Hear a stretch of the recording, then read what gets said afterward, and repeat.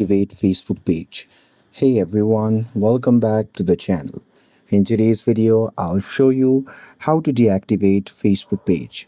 So now without further ado, let's get started.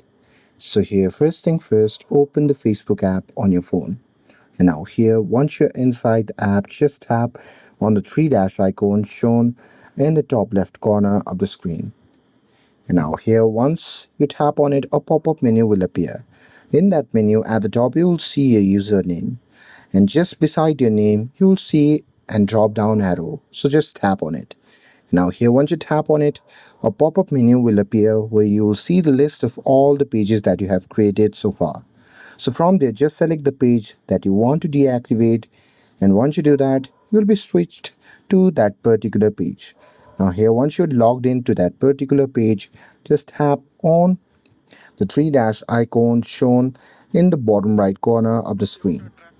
And now here, once you're inside the menu section, simply scroll down and tap on settings and privacy.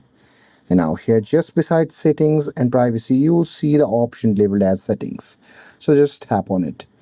And now here, once you have tapped on settings, on the next page, you simply have to scroll down, and there under your information, you'll see the option labeled as access and control. So simply tap on it. And now here in this section, you will see three options. From there, just select on deactivate page, and once you're done with it, you can just tap on continue. And now here on the next page, give a reason for deactivation and tap on continue. And here with that, you can again tap on continue. And here, before deactivating your page, if you want to download your information, you can download information by tapping on download info. And once you're done with it, you can just tap on continue. And here at last, you can just tap on deactivate page and confirm your action by tapping on the pop-up button if it appears. And that's it. That's how you can deactivate Facebook page.